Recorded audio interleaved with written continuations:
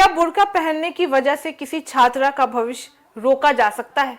NEET छात्र centre पर कुसुम का दावा, उठे बड़े सवाल। नमस्कार, मैं हूं फरीदा गजर। इस वक्त आप जुड़े हुए एक न्यूज 24 के साथ। देखिए, देश भर में नीट जैसी परीक्षा लाखों युवाओं के डॉक्टर बनने के सपनों से जुड़ी हुई होती है। छात्र सालों से मेहनत करते हैं, परिवार उम्मीद भी लगाता है, लेकिन राजस्थान के अजमेर से जो मामला सामने आया है उसने परीक्षा व्यवस्था पर बड़े सवाल को खड़े भी कर दिया है।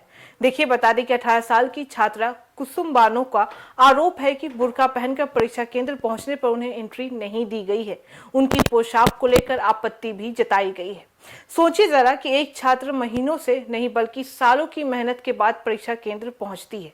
उसके हाथ में एडमिट कार्ड होता है, पहचान पत्र होता है, परीक्षा देने की पूरी तैयारी होती है, लेकिन अचानक उससे कहा जाता है कि उसकी पोशाक समस्या है। सवाल यह है कि अगर एनटीए की आधिकारिक गाइडलाइन धार्मिक पोशाक पहनने वालों अभ्यर्थियों को परीक्षा देने की अनुमति देती है, तो फिर यह विचार और यह विवाद खड़ा ही क्यों उठता है? कुसुम बानो का दावा है कि उन्हें बुर्का और दुपट्टे को लेकर रोका गया है। उनका कहना है कि अगर अतिरिक्त जांच करनी थी तो की जाती, लेकिन परीक्षा से वंचित करने जैसी स्थिति क्यों बना दी गई है। उन्होंने साफ कहा है कि उनकी पहचान और उनका बुर्का उनके लिए महत्वपूर्ण भी है, और अगर नियम इसकी अनुमति देती है तो उन्हें परीक्षा देने से कोई भी नहीं रोक सकता है। देखिए, यहाँ सबसे बड़ा सवाल किसी एक धर्म या एक छात्रा का नहीं उठता है।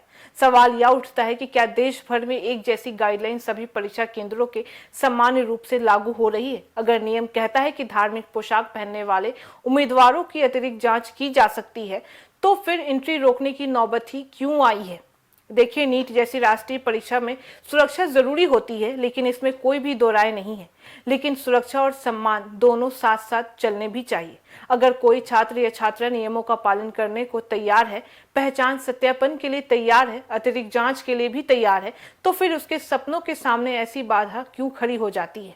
आज यह मामला कुसुम बानो का बन चुका है, लेकिन कल किसी और छात्र का भी हो सकता है। परीक्षा केंद्र वह जगह होनी चाहिए जहां मेहनत और योग्यता की जांच हो, ना कि किसी के पहनावे या पहचान को लेकर विवाद खड़ा हो। यही वजह है कि सोशल मीडिया पर भी लोग पूछ रहे हैं कि अगर गाइडलाइन में अनुमति दी गई है तो केंद्र स्तर पर अलग नियम क्यों दिखाई दे रहे हैं। फिलहाल कुसुम बानो का दावा चर्चा का विषय भी बना हुआ है और लोग परीक्षा केंद्र प्रशासन से जवाब भी मांग रहे हैं, क्योंकि सवाल सिर्फ एक एंट्री का नहीं है, सवाल एक छात्रा के सपनों का है। अगर नियम है तो उसका पालन हर जगह समान रूप से भी होना चाहिए। आखिर किसी भी परीक्षा का मकसद प्रतिभा को मौका देना होता है, विवाद को पैदा करना नहीं।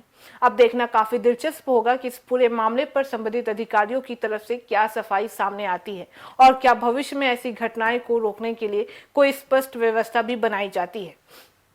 फिलहाल परीक्षा केंद्र प्रशासन की ओर से विस्तृत अधिकारी प्रतिक्रिया सामने नहीं आई है, लेकिन यह मामला लगातार चर्चा में भी बना हुआ है और लोग जवाब भी मांग रहे हैं, क्योंकि परीक्षा का केंद्र सपनों को मंजिल देना होता है और किसी को भी छात्र का भविष्य नियमों के स्पष्टता से तय होना चाहिए, ना कि भ्रम और विवाद से।